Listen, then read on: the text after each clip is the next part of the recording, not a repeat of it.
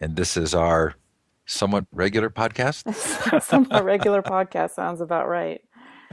It's the Hack Education Podcast. It is the 2nd of February, 2013. And Audrey's writing less, and we're both traveling. So we have not been weekly, That's but right. we are. I am glad to be talking to you, Audrey, and especially because we have something fairly significant to talk about. Um, the Bill of Rights and Principles for Learning in the Digital Age. Yes. Okay, tell us the backstory and what happened here. Well, the backstory. This was a this whole the release of the Learner's Bill of Rights. I guess it was last week or almost a week and a half ago by now. Was really interesting to me, and it was a project or it was a piece of writing, a document that came out of a meeting, a small meeting in Palo Alto in December. Um, I was invited to attend this meeting, invited by Kathy Davidson, professor at Duke, Jesse Stommel, a professor at Marylhurst, and Sebastian Thrun, a professor at Stanford, and of course the founder of the startup Udacity. And the invitation said that they were going to bring us together to sort of talk about, I anticipated talking about MOOCs. We ended up talking about we spent the day talking about sort of the future of teaching and learning online. And it was at the meeting. The idea was that those gathered would write some sort of document. I think that Sebastian Thrun hoped that we would come up with sort of a manifesto. And as the day progressed, what grew out of it was some discussion about this idea that we needed to sort of speak about learning more than something about teaching MOOCs. And after the event, several of the other people who were there sort of got together, drafted what became this Learner's Bill of Rights, opened it back up to our group for some feedback, and then released it to the media on the 23rd of January to sort of a firestorm of feedback, and quite a bit of pushback as well. So why a firestorm? Well, I think in part was the way in which several things. I think the way in which the media framed this. There were about a dozen of us there. Sebastian Thrun, his wife Petra, who's an instructor at Stanford, um, Kathy Davidson, Betsy Corcoran from EdSurge, John Seeley Brown, Philip Schmidt from PDPU, Bonnie Stewart from University of Prince Edward Island, myself, Sean Michael Morris, and so but I think that the media really latched on the fact that this was something that Sebastian Thrun was participating in, and framed it in terms of the like a sort of a Udacity mission as opposed to sort of a conversation that a sort of a group of people had. So I think it was framed. I think the media immediately framed this as something, or sort of focused on the fact that Sebastian Thrun was a participant. And indeed, I mean, indeed, Udacity paid. Udacity paid for my travel there. Wherever I have mentioned this, people have sort of immediately said, "Oh, where is it? Where is it? Where is it?" Hmm. It somehow is meeting kind of an emotional need, Yeah, right? Are you finding that? I think that I mean, the responses have been pretty varied. I think that some folks have been quite critical, and I myself was critical to several parts of it. And I should say, although I attended this meeting in Palo Alto, I didn't sort of author the document. I gave feedback at various, during the week before it was actually released to the public. So I have critiques as well, but I think that there has been a lot of excitement from a lot of places. I think in part because the document, despite its flaws, does, I think, raise points that are incredibly important that we aren't necessarily paying attention to with a lot of the excitement, particularly the excitement about MOOCs. Although this document speaks, of course, to learning in the digital age and learning online, it doesn't really just talk about MOOCs. But I do think that there are things here, there are assertions made here that are pretty important. Yeah, I have two kind of difficulties with it. Hmm. The first for me is one that's sort of become a consistent mantra, which is this idea that that we're so hungry for the outcome rather than the process, Hmm. right? So here's this brilliant opportunity for really interesting people to sit down together and talk about what, a learner's bill of rights would be and what the principles are. And that gets taken and kind of framed as something that people would sort of accept.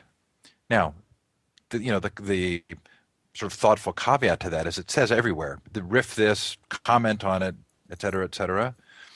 But it still doesn't say do this as a process with your own school, family, community.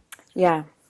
Which again, that's just sort of my own sort of interesting take on the degree to which we look for the outcome rather than the process. The second hard part for me was that there was a little bit of an elitist kind of feel to this document, Hmm. right? And we flew these people in, and here they are together, and it was like, again, do we really need Sebastian defining learning for us? I was interested in my own kind of emotional response to it. Um, Yeah. To respond to your first point, and I think that this is a really interesting. I mean, I think that this has been very instructive to those of us that participated in the event, and really the idea from the get go. I think everyone who participated agreed that this wasn't that this that although that we were going to write something, we didn't want it to be sort of the final word. And have all, I think many of those of us who participated have posted this on our own blogs. There are numerous sort of Google Docs. I posted a copy to GitHub so that people can easily comment, rewrite, edit, hack, take apart, critique the process. I do think it's a shame that that process wasn't the process that we went through from the beginning. Because it does feel as though, as you say, a small group of people decided what this should say, and then we put it out for everyone else to edit, rather than asking sort of this collaborative, more open, more transparent, more collaborative process of writing it from the beginning. I have seen a number of professors who've again for back assigned it to their students, and their students, or talked about it with their students, and their students have had some interesting feedback as well. But it does, you're right, it does very much feel like a top down document rather than a grassroots document, even though I think the intentions were of those present that they were sort of, and I think this is problematic as well. The intentions were sort of, we're speaking for the learners, when in fact, of those of us gathered there, I mean, of course, we're all learners, but of those of us gathered at the event, only one person was a student, and Bonnie Stewart, and she's a PhD student. So there weren't there weren't students at the table even when we were talking about these ideas. And I think that that's a pretty significant absence. And then to have very influential people like Sebastian Throne and Kathy Davidson, John Seeley Brown affix their names, their signatures to this document. It does That's what the first release is what the media paid attention to. And it does still feel like, despite all of the revisions and feedback, that's still sort of the original canonical version. And any revisions aren't going to get nearly as much feedback, or nearly as much media attention, as the original. I know this is nuanced, right? Um, and I guess it's intriguing to me to sort of think through this, which is, it's not just that it didn't involve certain groups. It's somehow the sense that there is a truth to be arrived at Mm-hmm. that is, started and then you sort of massaged or modified, rather than the fact that the conversation matters. And Yes. it, and Yeah. again, I know that's just, it really gets into this sort of interesting, vague territory. But putting something out there and asking people to comment on it is very different than saying, this is a conversation you should have at the start. And it's the difference I see between the institutional mindset and the sort of open web grassroots mindset. I think that's exactly right, and I think that there had that, um, on one hand, I think it's, I think that this document has generated lots of interesting conversations. There was a Twitter chat yesterday about some of its implications for digital pedagogy, and I think that, but I think you're right. It does still feel as though we are that like we do still have this sort of original that we're remixing rather than collaborating and building something, always in process, always not concerned with sort of, as you said, getting to the truth, but and more interested in sort of the learning and the discussions along the way. Well, it reminds me a lot of the conversations that take place where there's a criticism of our current school system with this idea that we're going to find another better system Mm-hmm. that then gets implemented in the same way. And so a learner's bill of rights has this kind of connotation of we're going to arrive at a single definition. Yeah. There will be lots of input from lots of different people, and it's going to be very collaborative, but it's still an institutional concept. Well, yeah. I mean, and my concern is it's a particular institution's concept. It's a particular. I mean, I was when the suggestion came up at our meeting in Palo Alto that we would write a Bill of Rights. My response immediately was, we cannot write a Bill of Rights because that's an American document, American political document that has a particular connotation here, but that doesn't. But that's I think that's troubling to me to assume that when we talk about online rights, or when we talk about students, the learners' rights globally in the digital age, that we would frame it in terms of what Americans' rights and values are, because I think that this notion of having one, as you said, one truth or one document. I worry about what that looks like politically when those values are really the values not just of America, but of the United States of America, but the values of a number of academics in Silicon Valley. Yeah, I don't think the learning revolution is going to come from the same people just changing their mind. I mean, there is this sort Right. of sense of this is sort of protecting the turf, Yeah. right? It's the institution again saying, "Oh, we need to redefine learning. Learning is changing. We're going to do MOOCs." I don't know. I just sort of feel as again, I'll probably wake up in the middle of the night with a much more articulate way of describing my sense here.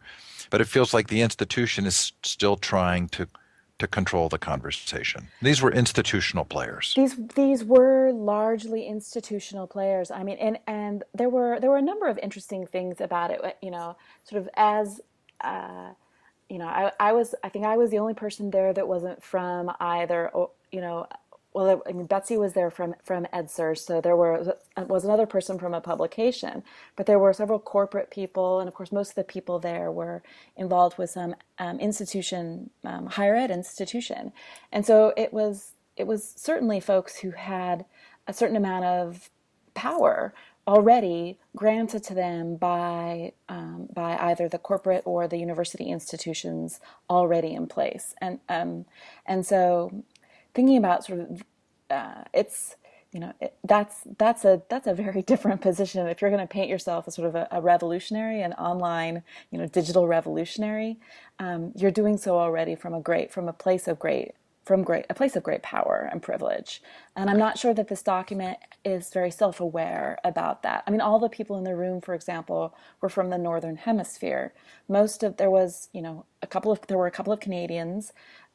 Sebastian and his wife and Philip Schmidt are German, but the rest of them were from America. No one was there from the developing world. No one was there from other countries. No one was there from the southern hemisphere. So this was a very no, all everyone that was present was white.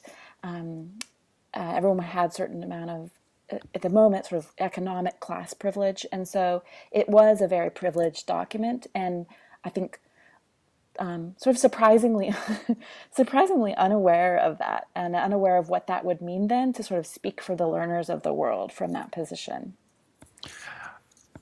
Which isn't to say that there isn't. there isn't good thinking in this document, Right. right? Which isn't to say there aren't good ideas. It's just for me, I'm trying to think of what an alternative would be for me. And if I were trying to do something really healthy, I would almost create a set of questions Mm-hmm. that would be valuable for communities of learning to answer, Mm-hmm. right? So, what is the role of the learner? What's the role of the teacher? What kind of independence should a learner have? I mean, sort of questions that would provoke a discussion, because the moment that these ideas get institutionalized in something called a Bill of Rights, Mm-hmm. right, it's no longer about the participation in the conversation as much as it is tweaking. Well, And again, no, I mean, and that's the thing with when we use language like rights to talk about things. I mean, the document even says that some of these things are inalienable rights, and I don't believe I don't, I don't think that they're rights. I mean, of course, because rights are something that a constitution or some political document grants to us, and then a government is there to enforce. I mean, who enforces rights on the internet? There is no governing body for the internet, and there's really no governing body for online learning. And these aren't inalienable. I think that they're negotiable. I think that I'm not saying that they're all sort of culturally relevant and some aren't more important than others, but I don't think they're inalienable. I mean, there are very, very different ideas around the world of privacy. And a document that talks about the right to privacy as being inalienable is, I think that's really, I mean, is it just how we view privacy in the US? As I said, is it how Silicon Valley views privacy? Is it how, is it how you view privacy in Uganda? These aren't inalienable. They're very different. yeah, I've thought the same thing as I was reading it. It also was sort of intriguing to me that some of the things that were in the rights category, rather than the principles, Hmm. just didn't feel like rights, Yeah. right? They felt like good learning practice. Right. It's almost like, I think one of the things I've been playing with is just building a set of learning practices that Hmm. we think, are potentially valuable or useful, and then saying, okay, people combine these in different ways, right? So construction is a learning practice, collaboration, service, these are different learning practices. But, here it mentions creation and connection, great teachers. Those felt to me like they were good learning practices. But like you said, I'm not sure they're right. Yeah. Well, and I think too that I mean I think part of the things that I mean, and I could definitely say that even the folks that were participated in the sort of the original draft of this, we debated in the in the margins of a Google Docs about a lot of these things, and there wasn't agreement. This wasn't sort of some unanimous agreement. I think we debated a lot about even to use the terms learner versus student. I think, or when we talk about the right to be a teacher, what does the right to be a teacher mean when you're a tenured professor at Duke, as in the case of Kathy Davidson, or what does the right to be a teacher mean when you're someone like Philip Schmidt, who's the founder of P2PU, peer-to-peer university? So I think that the right to be a teacher is still. I think that what are we talking about when we talk about a teacher? And I think that the document doesn't necessarily explain that very well, let alone then somehow establish that as a right. Would it help to say or create a category of things you should demand as a learner, right? You should demand financial transparency. Hmm. You should demand access to your data. Those aren't necessarily inalienable rights, I think that's right. but That's they why, are yeah. things you should demand. That's why I liked. That's why I liked the manifesto. I think that in terms of a genre, in terms of a literary Right. and political genre, is that's what a manifesto does. I mean, typically a manifesto lists a bunch of grievances and then lists a bunch of demands. And I think it's fairly and I think for better or for worse, a manifesto is also very aware that these tend to be written by the vanguard. Whether it's a political vanguard in the case of something like the the Communist Manifesto or the Declaration of Independence, or whether it's an artistic manifesto, poets who get together and write their manifestos. And so there's this notion that there is a small group of people that recognize that they're speaking about the way that they think the world should be. And again, that's a very different sort of rhetorical move than saying we're, we're establishing a Bill of Rights that just to say this is just how it is. What did it mean when the document says, "We worry that this moment is fragile, that history frequently and painfully repeats itself"? Did you have a conversation about that? I think that some of the things that we talked about were that there has, and we've talked about this quite a bit as well, that in many ways some of the technologies or the practices and ed tech practices aren't new. This notion of, delivering educational content through video is, goes back to early television. And, you can go prior to that with sound and radio. So there are things that we are doing that are technological that aren't necessarily new, and they aren't necessarily transformative. And I think that there was a sense that there was a sense even among those present and those present that had very close affinity to MOOCs. Of course, Sebastian, so Petra Thrun is, as she wrote an article a couple of weeks ago called "Married to the MOOC." So she, so married to the ex-MOOC, I suppose. And Bonnie Stewart has also been deeply involved with CMOOCs. But I think even those there felt as though some of the conversations around MOOCs were spinning out of control, of even of spinning out of control and being sort of overly hyped, and things promised that could never be delivered. If I look down this list, well, let's kind of back up still and stay on that. Right? I mean, I think there is a painful lesson from history, Mm-hmm. especially in radio, Yeah. about the sense that a technology was going to create democracy, Right. that the technology itself was going to allow anyone to broadcast, that all of a sudden you were going to have this sort of unbelievable flourishing of independence that ultimately sort of legally got shut down, Yeah. right, by the restrictions on spectrum and selling the rights to large companies. Is there a sense that that could happen? Right, we're sort of in this heady, giddy moment of the internet. Have we passed the place where anybody could actually shut it down, or is it possible that we could see history repeat itself? Well, I mean, I think certainly certainly there are countries in the world where the internet gets shut down. And I think that we're seeing as well with the rise of something like Facebook, and lots of new sites like that really want to sort of create walled gardens, and move away from the more open from the open web. And I think that there's also, even in within our public institutions, this notion that we're sort of taking away from that commons and perhaps sort of privatizing various forces around what had been sort of the public commons of educational knowledge, of knowledge and of teaching.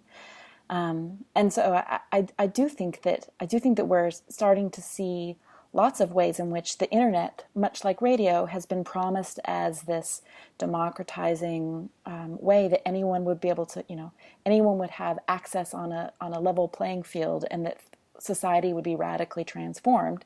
And of course, politics and money mean that, sort of certainly shape the way in which these technologies move forward. So, of the list, there were two that I really felt were actually rights. Mm-hmm. And the one that relates to the conversation we're having now is the right to privacy. Mm-hmm. This is the area in which I would sort of imagine that we would look back and say we thought we were going to have these freedoms, but as it turns out, the ability to track what everybody said and the political willingness to do so meant that we actually lost the freedom to speak freely. Yeah, I think that that's happening in ways that are both obvious and very subtle. I mean, I think it was interesting at EduCon last weekend. I facilitated a conversation on the politics of ed tech, and we ended up spending a lot of time on this notion of privacy and data, and what the sort of the Faustian bargain, if you will, that you make up when you decide to use certain products, certain tools, whether they're free or not, knowing that you're sort of your data is really the you're the product and your data is the product, and that's what's being monetized. And I think we are making that exchange sometimes with informed consent.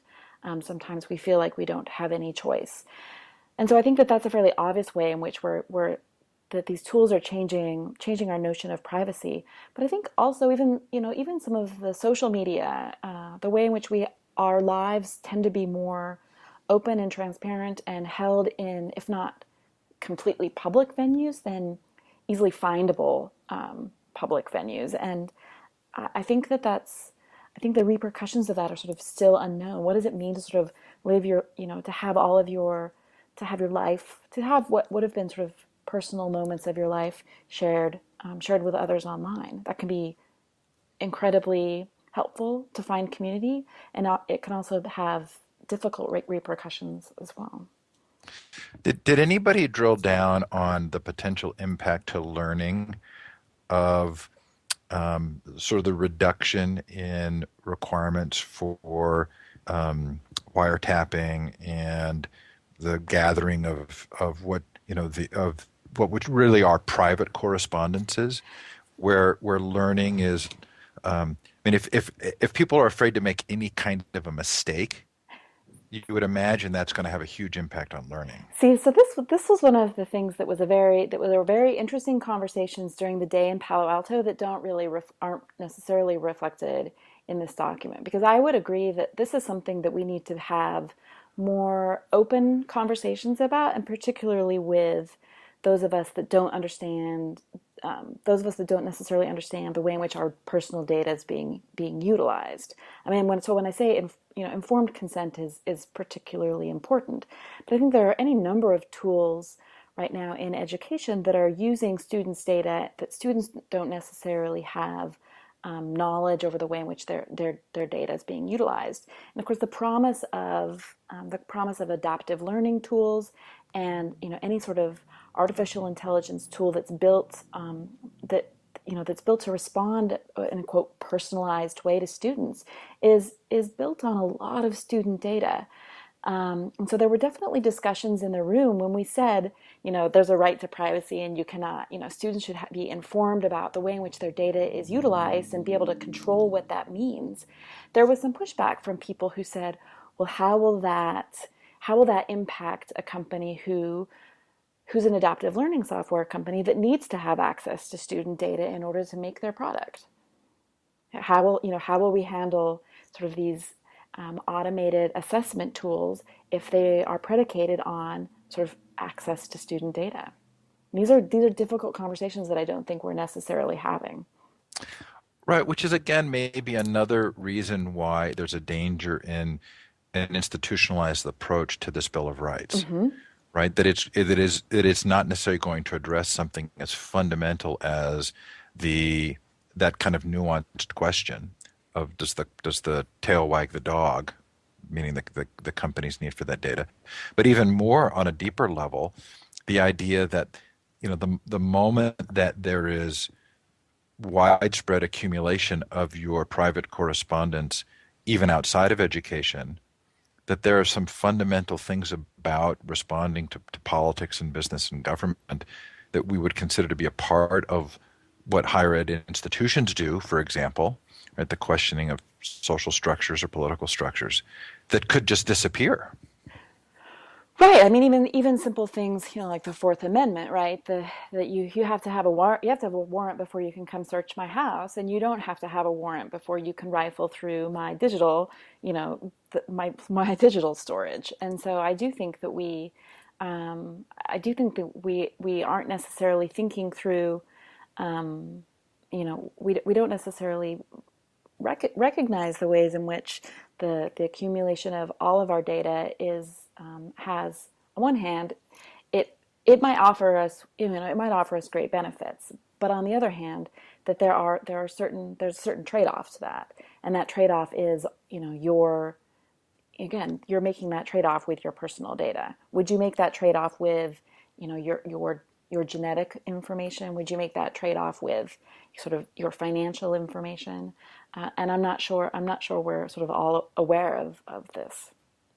Right, which gets to the other one that I really felt was a right, and that's the right to own one's personal data and intellectual property. Hmm. Right. I mean, so sort of the classic case of the societal rights trumping the individual rights would be our claim for things like inoculations or immunizations, Hmm. right? That there's these tend to be really, really big conversations, and they tend to be things you have to really think through, where you say, yes, the value to the society is so critical that we're willing to step over the individual rights in these particular cases.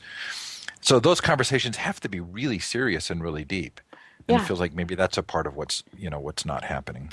Well, I think that the way in which this right to privacy, the right to own your data, the right to control your own intellectual property, and when we talk about what owning your personal data, I think that we're going to have to expand what we mean by that, because I think it's easy to say, oh, if I own my personal data, that means, or my school related data, that means that under sort of classic FERPA regulations, right? It's that you don't, schools can't share my grades.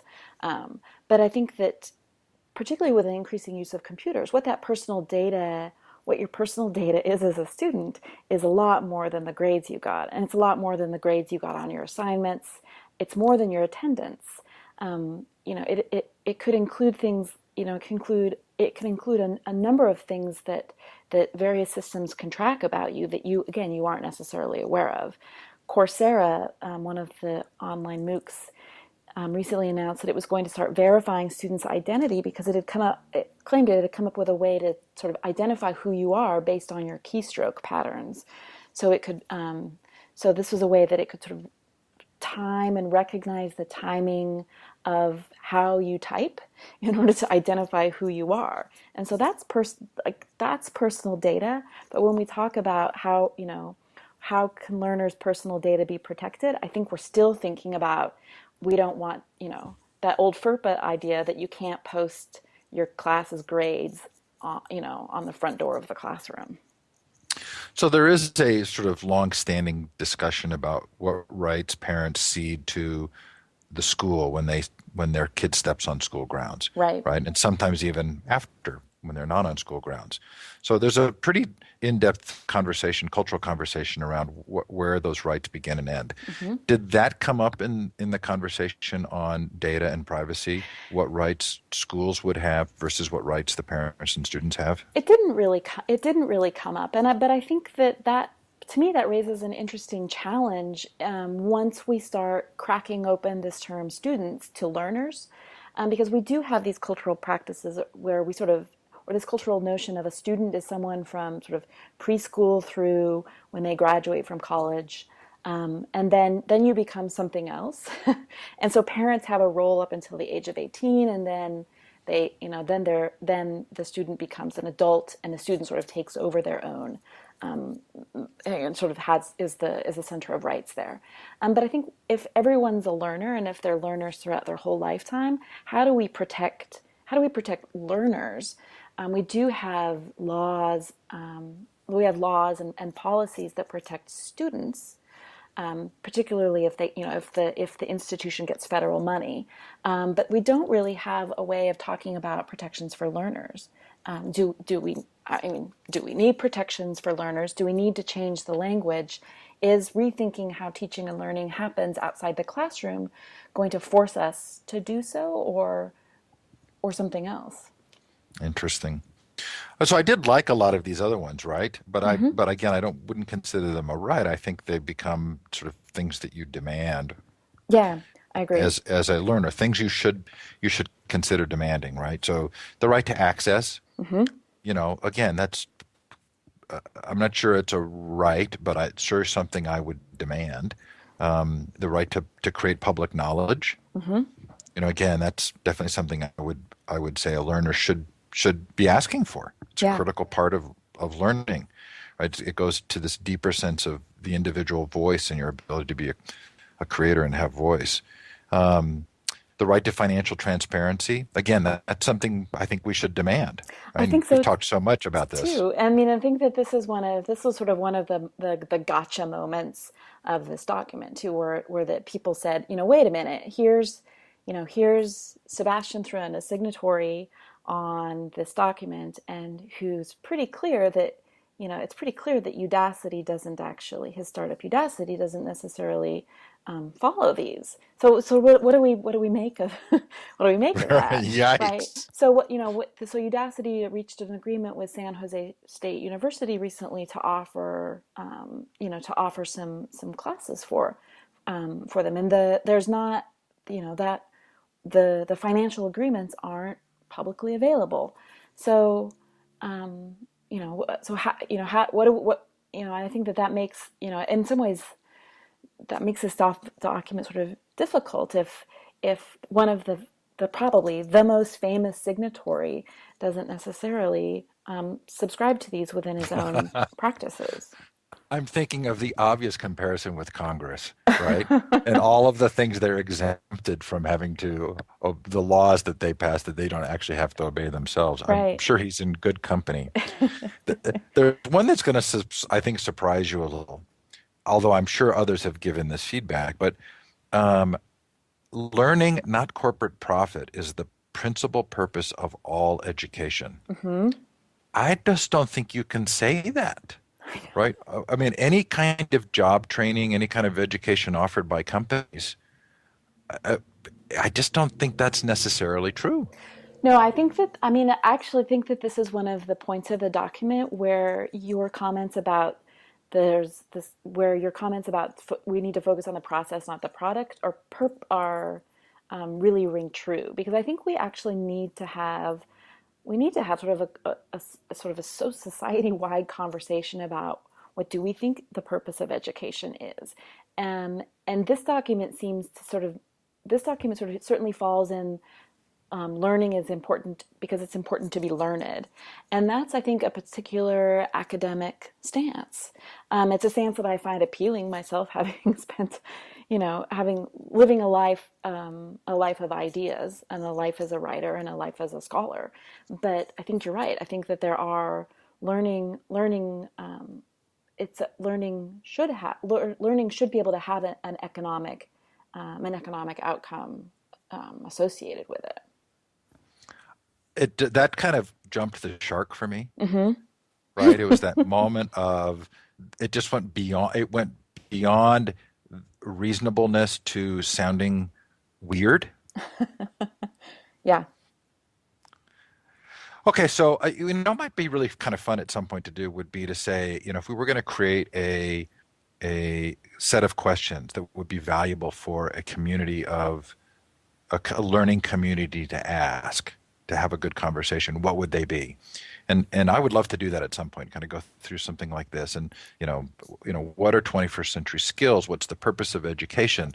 Right. These are add to that some of these questions about what rights of privacy should there be? What degree of independence should learners have? These are all really good questions that I think that I would really enjoy helping people have conversations around Yeah.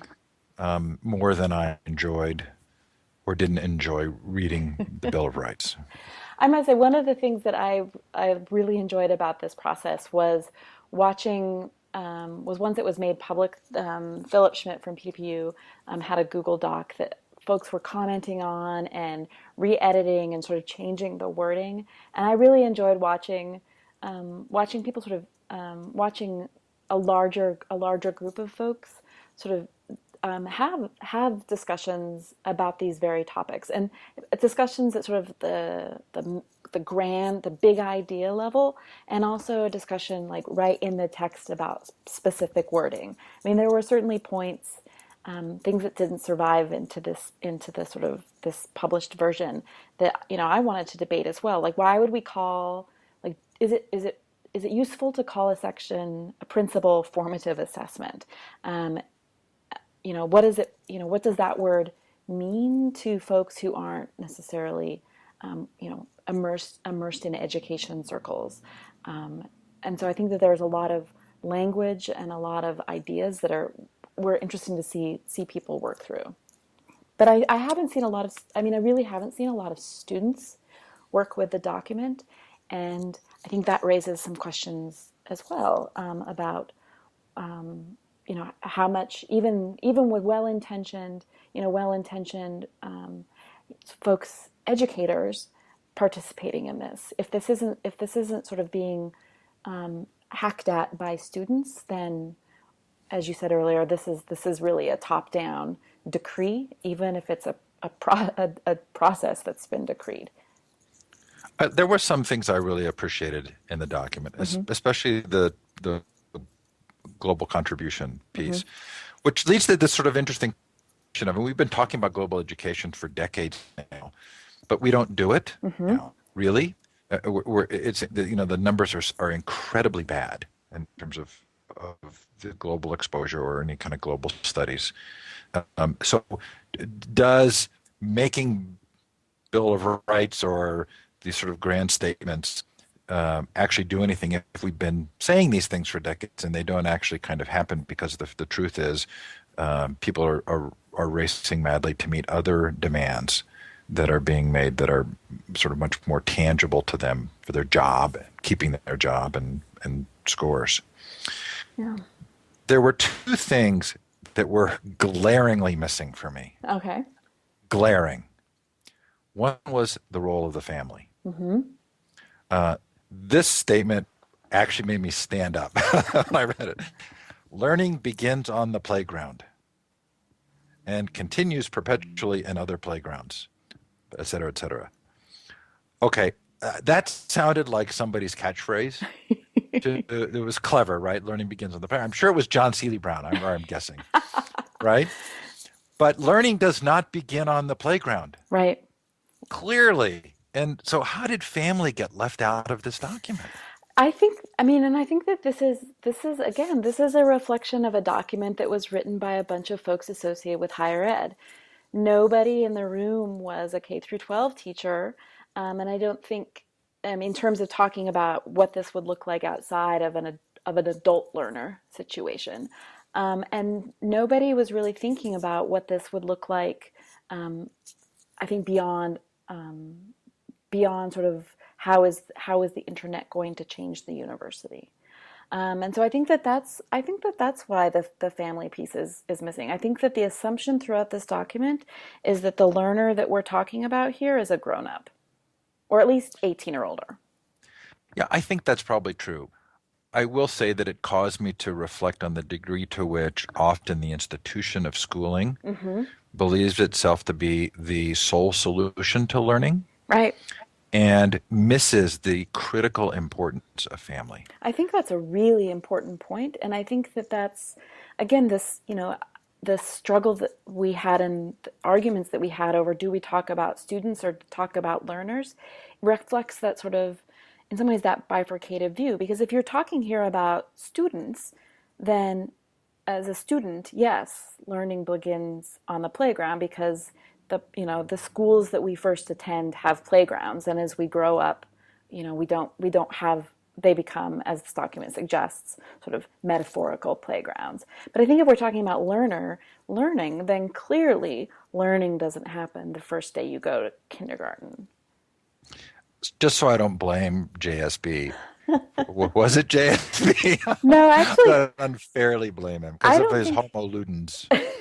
No, I think it was. I think that you're right that this is a reflection of JSB, but I don't think that this was JSB's wording. But I do think that this was.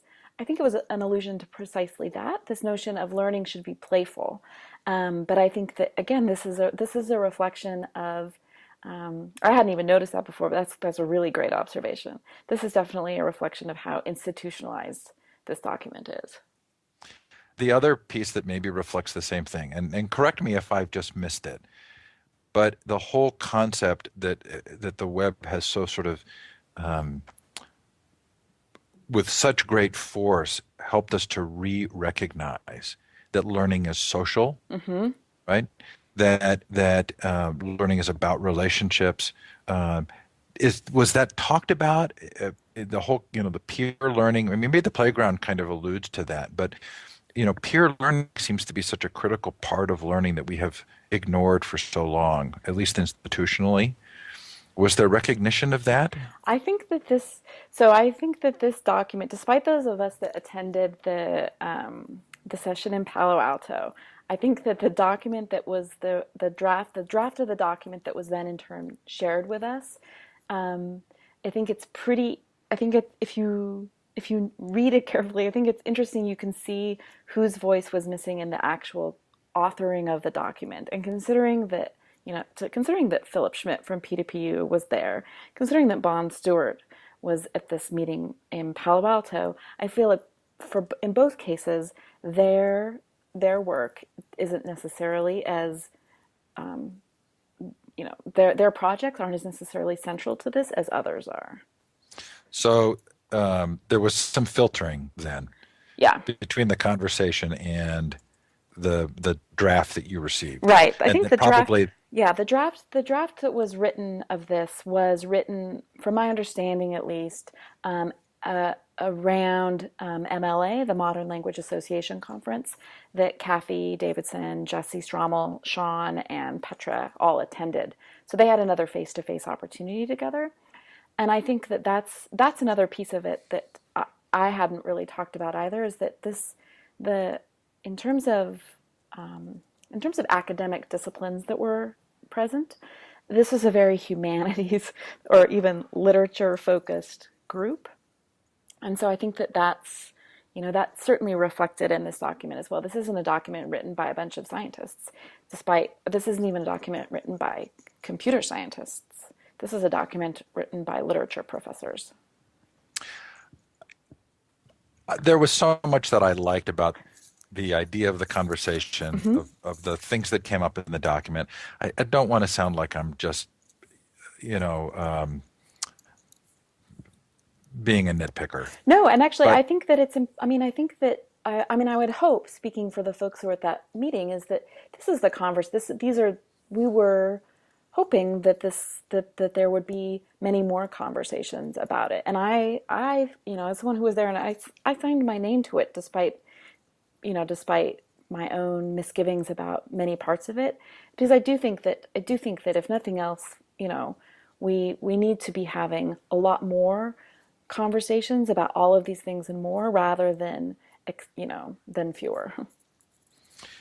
so if you were gathering a group together of your friends or parents of children who were just starting school, Mm-hmm.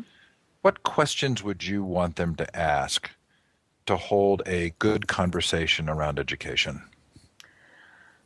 I mean, I think that this question of the purpose of education is important for people to think about, in terms of their own values, and their own expectations for what happens particularly in at the end of a traditional classroom setting or a traditional school setting.